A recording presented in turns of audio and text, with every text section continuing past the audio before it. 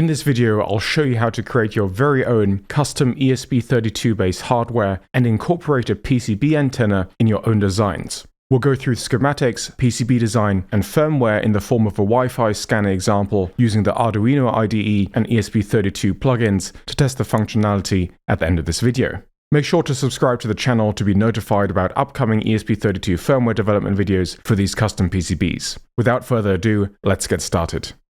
Thank you very much for Altium for sponsoring this video. I used Altium Designer to design these ESP32 C3 based dongles, and I'll be going through the design in this video. If you'd like to follow along or give Altium Designer a try for yourself, make sure to check out the link in the description below, or go to altium.com/YT/PhilsLab to get yourself an Altium Designer free trial. Thank you also very much to PCBWay for sponsoring this video. These ESP32 PCBs with PCB antennas were manufactured and assembled by PCBWay in China. I'll leave a link to their site in the description below.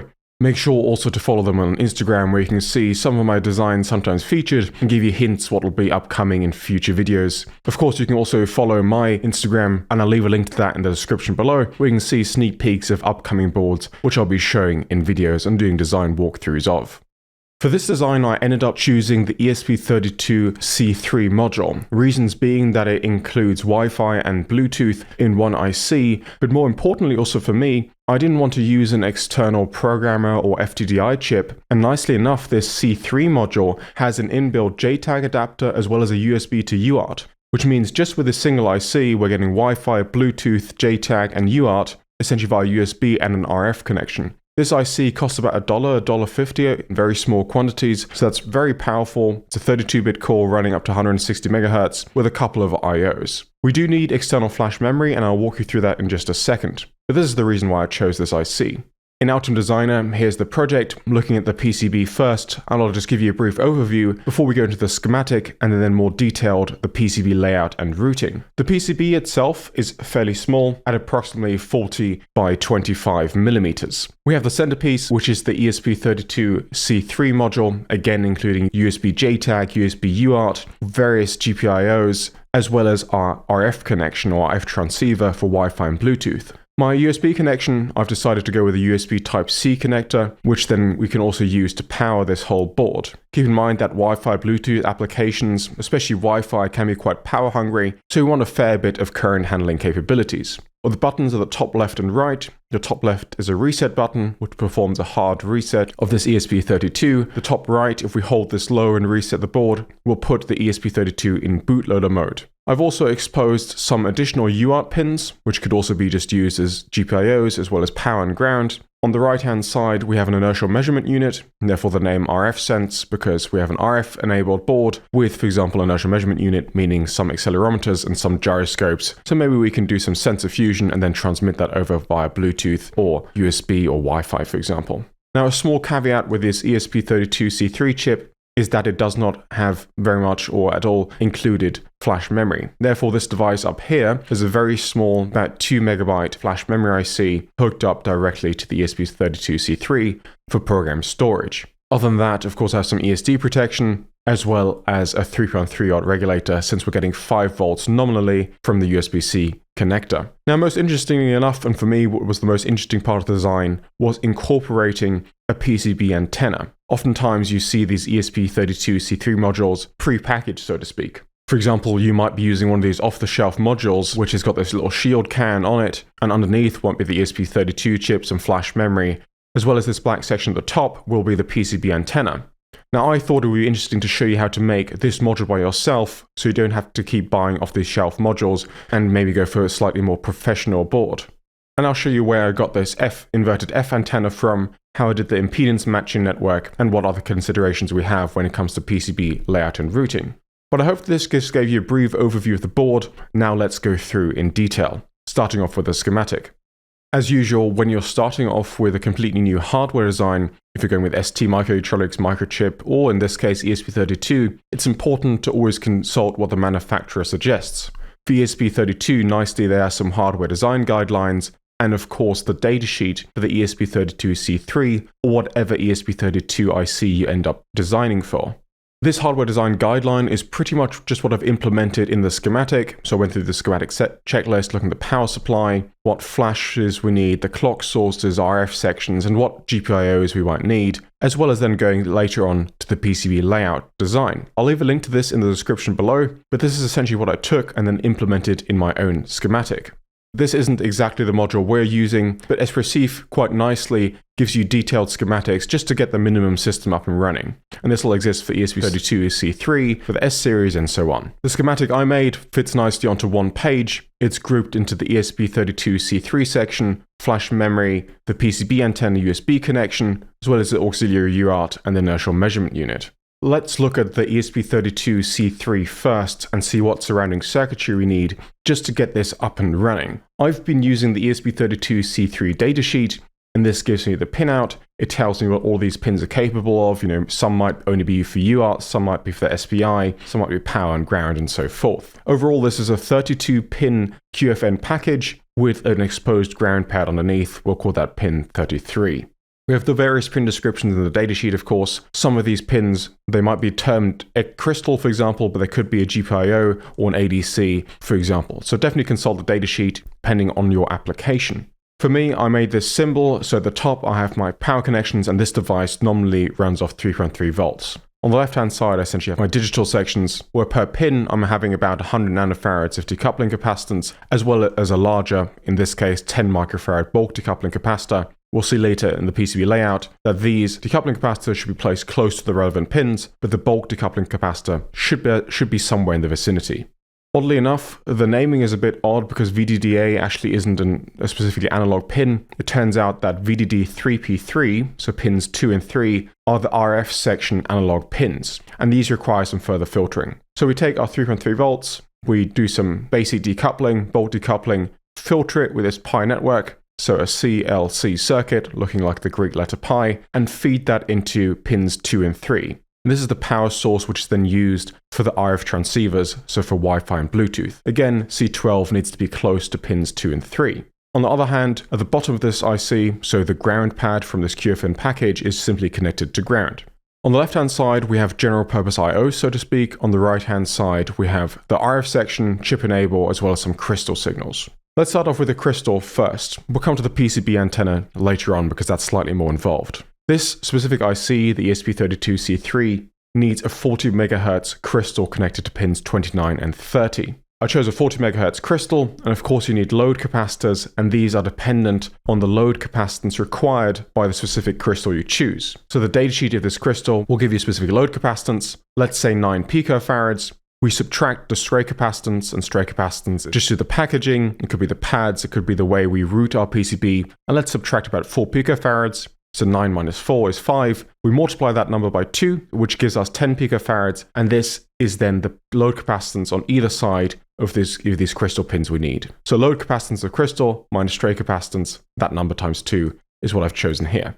You can also see R9, which is a 22 ohm series resistor, and this is simply to limit the drive strength to this crystal, making sure we don't generate any excess harmonics and we don't overload this crystal, and so we might get timing issues. This is just a ballpark value. In many cases, you might not even need this resistor, but I like to keep a series resistor in, which I can play with in case I do have issues. We could also optionally attach a 32K lower speed crystal, which might be for the real-time clock, but in this case I didn't really need it, so I've just left these pins floating or disconnected. Above the crystal pins, I've put the chip enable, and the chip enable is essentially our reset signal. If we pull chip enable high, which I've done default with this pull-up resistor to 3.3 volts, this IC will start running once we bring power to the board. I've also added a switch, so a single pole, single throw switch, momentary switch we can pull down to ground, and then this essentially resets the IC. And this is useful for programming if you maybe have a fault in your system and reset the device and so forth. Before we get to the antenna, let's look on the left side where we have general purpose I/O as well as our flash connections. Remember, this ESP32C3 needs external memory in the form of flash memory, and that's just what I've done here. We have dedicated pins grouped at the top, pins 18, 20, and this is this SPI interface. So all I'm doing is routing directly over, no series resistor, because actually the distance when we come to the PCB side is very short. This memory IC, I'm simply decoupling with C6, again 100 nanofarads close to pin 8, which is our VCC pin. The power for this SPI memory actually is not coming from the 3.3 volts, it's coming indirectly, so to speak, through the ESP32C3. Pin 18 is a dedicated power pin which supplies power to the flash memory. And this is maybe another little quirk of these ESP32 devices. Below that, we have some general purpose pins, so either we have JTAG, but as I said before, this ESP32C3 contains a JTAG adapter to USB anyway. So I've just used this as general purpose I/O. I've exposed some SPI pins, some general purpose I/O for LEDs, UART, as well as pins 18 and 19 happen to be USB DN and USB D+, DP. So the differential pair for our USB. We don't need any series termination resistors, we don't need any pull-ups or so forth. Again, all of this information is listed in the datasheet. So for example, the USB D- is GPIO 18 and GPIO 19 is USB D+, pins 25 and 26. And that's all I've taken over here, indicated in Altium Designer. This is a differential pair, ESD protection straight to my USB-C connector. Because this is USB full speed, so not very fast at all, up to about 12 megabits per second, all I'm connecting is power, and I'm connecting my DN lines together and DP lines together. Because, of course, this is a bidirectional connector, so I can flip the plug 180 degrees, and I still want to maintain a connection.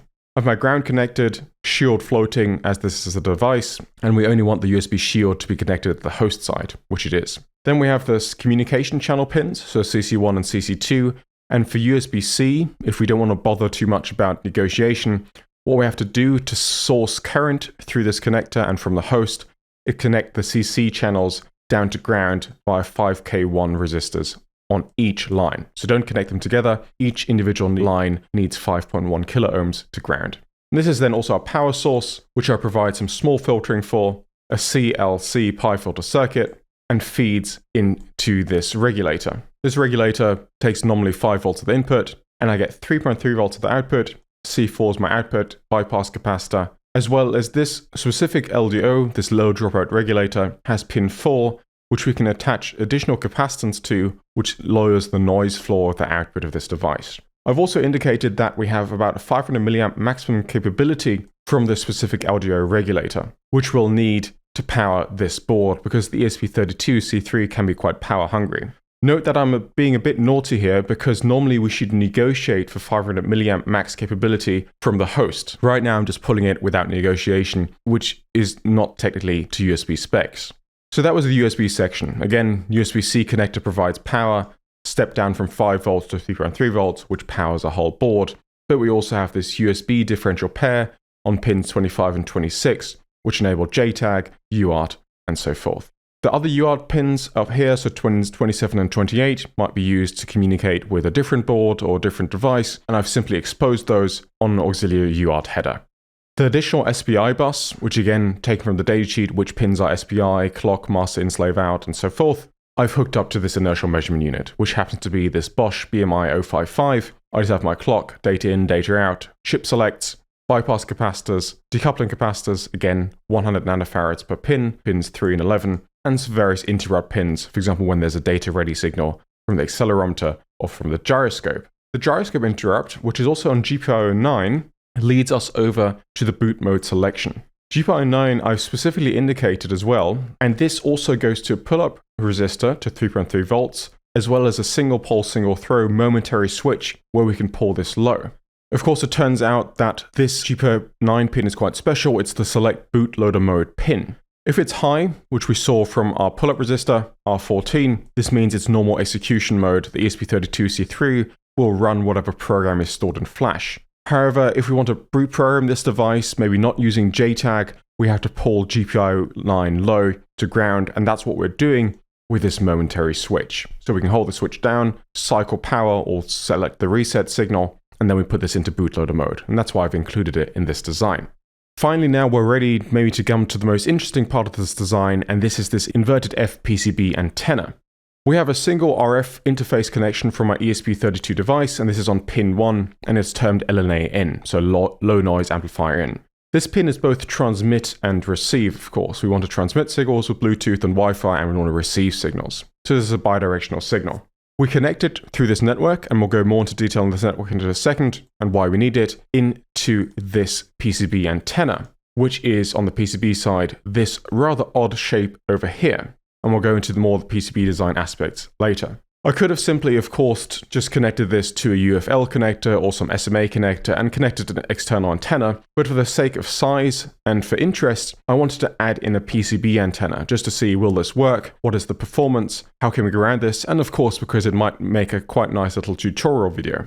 Nicely enough for me, because I don't really have that expensive simulation software for RF designs and couldn't come up with my own inverted F antenna, I took an application note from Texas Instruments, in this case, application note AN043, which tells us all about a small size 2.4 GHz PCB antenna. 2.4 GHz is nominally the center frequency for Wi-Fi and Bluetooth, at least for the case of this ESP32C3. And this is why I was interested in this design and maybe taking this over to this ESP32 dongle board. This application note is quite nice. It tells us a bit about the simulation, what the performance of this antenna and so forth, but also what the dimensions are of this antenna. And this is most importantly for us. What we need to do is take this design, these measurements, and essentially make a footprint or the copper outlines on our PCB using this. So all I did was then take this information, take these lengths and dimensions which are listed in this table, and put them over into my own footprint and symbol in Altium Designer. What we then need to do is put this antenna on our board and connect this feed point on the bottom left via an RF trace through a matching network, which we'll talk about in just a second, into the LNA in pin of our ESP32C3 module. On the left-hand side, we also see we have a grounding point of this antenna, which we simply tie to the internal ground planes with a via. So just by copying this design, of course, this might not be accurately tuned and depends on the environment, depends on what PCB materials you might be using, how you've placed this. We might get slightly shifted frequencies, center frequencies for this, and different performances when we implement this on our own PCB. In any case, I made a schematic library symbol, essentially just drawing this up how it approximately looks. Pin 1 is my feed point, which we saw from the application note by TI, and pin 2 is essentially my grounding point for this antenna. Then going over to the footprint editor, these pad shapes here on the right-hand side is went to the properties panel and entered these dimensions and then aligned these pads together to form this antenna. Another option to do this is also that TI provides a DXF file, so a 2D drawing file for this antenna. You can also import that into your own ECAD tool, into Altium Designer, KiCad, or whatever, and just convert that to a footprint. So that's how I included this PCB antenna. So I didn't do any design work of my own. I pretty much just took a pre-made design and of course hoping that this works on my own PCB, which in the end, luckily it did, if you're of course careful with how you implement it. And we'll see why we need to be careful when we come to the PCB layout and routing in just a few minutes. Before that, however, we haven't talked about this middle section here, which is the impedance matching network. With RF antennas, transmission lines, and so on, we typically have nominal impedances. Typically, we design around 50 ohms nominal impedance, and this antenna has an input impedance, looking into it, at about 50 ohms. However, looking at the datasheet or application notes for the ESP32C3, in this particular package, this pin 1, has an impedance of 32 plus J10 ohms. Now, I won't be going into detail about impedance matching and what 35 plus J10 ohms means, but now what we need to be concerned about that this Z on the left-hand side isn't the Z of the antenna. If we don't match impedances, we'll get reflections, we'll get power losses, and which will ultimately degrade our Wi-Fi or Bluetooth performance, and it could mean that this system doesn't work at all, regardless if we've copied over the antenna correctly. Therefore, this network of C15, L3, and C16 performs some form of conversion. It's known as an impedance matching network between the Z, our impedance on the left-hand side, which is the LNA in, and the impedance of the antenna. Therefore, the LNA pin, or the ESP32, will be happy because it sees the impedance it wants, so to speak, very loosely speaking. And the way we do that is by C15, L3, and C16. This, again, is a pi filter, and this is impedance matching network. Now, there are many ways of calculating the impedance matching network parameters, so calculating what value of L we need, C, and the other C, other capacitance, depending on what source impedance we have and depending on what load impedance we have. However, you can just Google for pi matching impedance network calculator. There's also different types of impedance matching networks as well, but I just went for this very simple pi matching network. Let's remind ourselves the source impedance is LNA in, which is 35 plus J10, and our load impedance, essentially our antenna, is 50 ohms. Our center frequency is about 2.4 gigahertz or 2400 megahertz. Then I type my source resistance of 35 ohms, source reactance, which is our imaginary part, 10 ohms, and then our antenna part is the load, and that's just 50 ohms, real. We can play around with Q factors and so on, but just looking at the default results from this calculator, we see we have an inductance of about 2 nanohenries, a source capacitance of 5 picofarads, and a load capacitance of about 4 picofarads. What we see immediately is also that the source capacitances are very, very low. So 5 picofarads and 4 picofarads, we can get there just with routing a bit of traces or having a slightly wider pad. So in effect, these capacitances almost aren't there or they're negligible. We can also change the Q factor, essentially around the center frequency, how wide our matching point is, how wide our bandwidth is around the center frequency. And this again gives us different inductance values as well. Now the Q factor you have to determine depending on the bandwidth of the signals. So Wi-Fi might have a fairly narrow bandwidth of a couple tens of megahertz, and you have to adjust your Q factor. Adjusting to 2, we might get an inductance of about 2.4 nanohenries, a source capacitance of 3.4, and a load capacitance of about 2.73 picofarads. Again, 3 and 2 picofarads are pretty much negligible. They'll be part of the stray capacitance anyway, so you might not even have to include these. But taking these values, you can see these are pretty much the values I have here. So I've rounded them to standard value components. We're not going to get a 2.433 nanohenry inductor. Not only are we not going to get that, but we'll also have tolerances in these values anyway. So it doesn't make sense to choose exactly these values, especially for some fairly low frequency systems like this. Therefore, I've rounded to standard values. So I've taken a 2.2 nanohenry inductor and placed 3.3 picofarads before and after. And this gets us in the right ballpark for this impedance matching network here. Of course, we might still have to tune depending on what performance we get, but without proper simulation tools, this becomes very, very hard indeed. So this is a very good starting point and should definitely work and get us there. Again, remember, this is a not very high performance or highly critical system. In any case, even if you're not going to calculate this pi matching network, it makes sense to put it in anyway, maybe with just a short here and open circuits here, as in do not place parts, in case you might want to put some of these components down later, in case you might need them. So overall, there are of course a few different aspects to this, especially including this inverted F PCB antenna, having to include the SPI memory, USB, the regulator, as well as some additional sensors and interfaces. But now we've looked at the schematic, let's move over to the PCB design.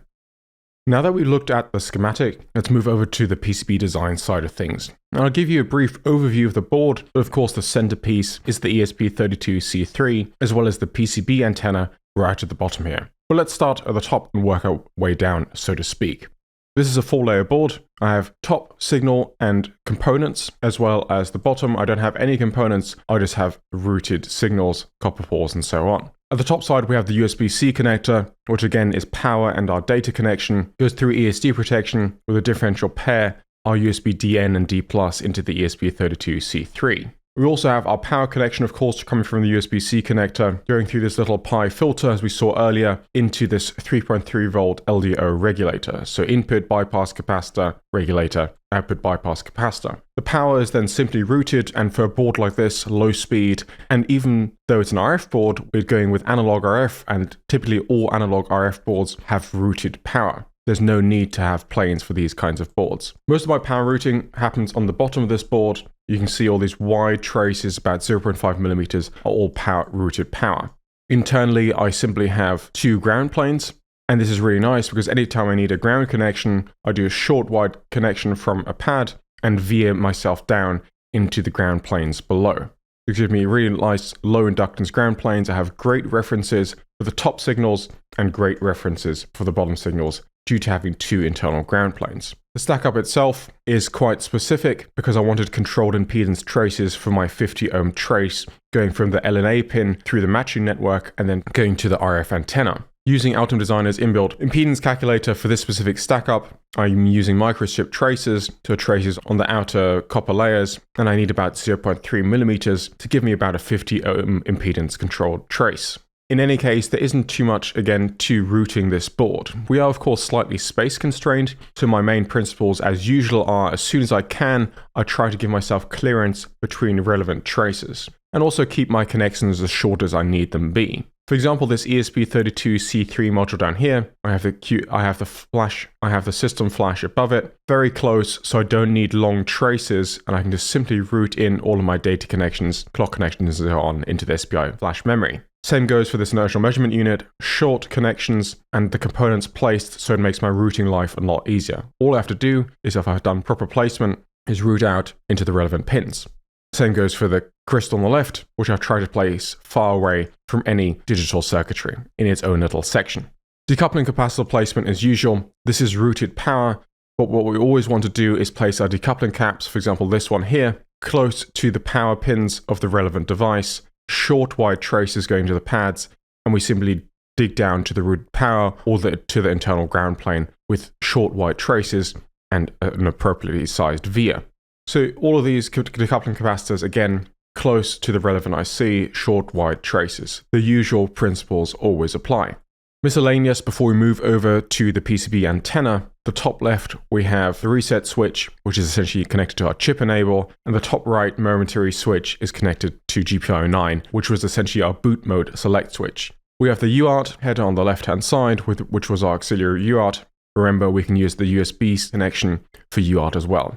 A couple of LEDs, top right, just as an on LED, and just some generic GPIO LEDs on the bottom right. Now, let's finally move over to the most interesting part, at least in my eyes, which is the PCB antenna right at the bottom. And reading application notes or guidelines sometimes can be quite confusing because there's sometimes contradictory information. Sometimes they don't tell you if you should remove ground planes underneath or how far you should keep adjacent ground planes to the antenna and so on. My guidelines, and this is what I've worked and what I've gathered from various sources, is as follows. We have our LNA pin, which is pin 1 of the QFN over here, that routes with a very short trace into our CLC network. Remember, this was our matching network, which we saw on our schematic. What we always want to do with RF is keep our traces as short as possible unless we have good reason to do otherwise. That's why I have a very short connection. I'm keeping my capacitor, the pad directly in line with this trace, inductor directly in line with the trace, next capacitor pad directly in line with the trace. I could also, of course, move my capacitor like this and then do a little stub routing in here. But what's the point of that? We have then this little stub, an extra connection. That's why for RF, my suggestion is always place the pad through the trace. Also, this transition, for example, from this trace width, which is a control impedance trace, to the slightly wider pad is not critical at all. Definitely not for these frequencies. And when you think about how wide this or how long this pad is compared to the wavelength of the signal, and you'll see that this is a minor blip and will not make any difference to the signal. Of course, the higher the frequency is, you might need to take care of this, but at 2.4 gigahertz, this is negligible. Anyway, after we've come out of our LNA, we go into our matching network, controlled impedance trace. Now we're essentially at 50 ohms, and I'm using a rounded trace because it looks quite neat. This is my RF trace feeding into my antenna. Before we look at the antenna, you can see I've also done a ground pour just to fill in the remaining areas of this board. But around the RF trace, which is controlled impedance, I've pulled the ground pour, the copper polygon, away from the trace so I don't mess with the impedance profile. This is a microstrip trace, not a coplanar microstrip trace, and therefore it should be routed to such.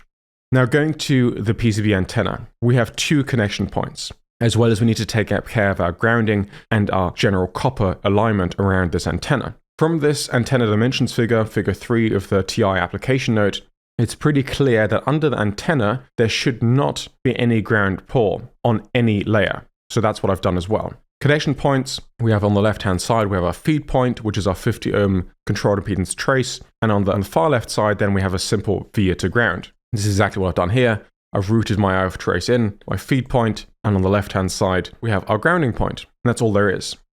Looking at the copper view, layer 1, below, there's no copper, no ground port underneath antenna, layer 3, and layer 4 either.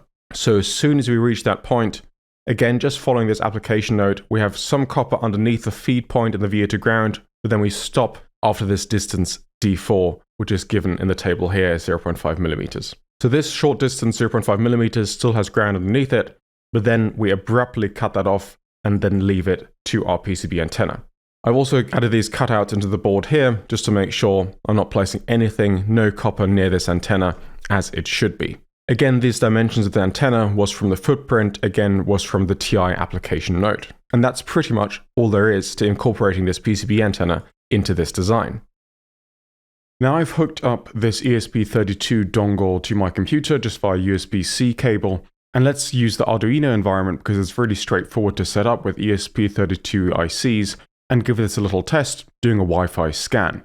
I'll definitely make some more detailed videos on the feature, how to play around with this ESP32 and how to program it, but for now, let's just look at a very simple test. So I've installed the Arduino IDE, which is freely available, and I've installed the ESP32 packages, which also come with various examples. We can use Wi-Fi scans, and we can check out many of the different peripherals, including Wi-Fi. What I've done is scroll to the bottom of the examples, Wi-Fi, and then I've opened the Wi-Fi scan example. Now, this is a primitive example. I haven't changed anything with this, and all we're doing is listening for Wi-Fi networks and listing their SSIDs. And this is really useful for us to test that we get some sort of RF signal coming through our PCB antenna, that we can program the ESP32C3, and that generally our hardware is somewhat working. So I've not modified the code at all. Before we upload the code to the board, we have to select what board it is, and because this is a custom board, I'm just going to be using some generic prototype board that's available in the Arduino IDE, and that happens to be the ESP32C3 dev module variant.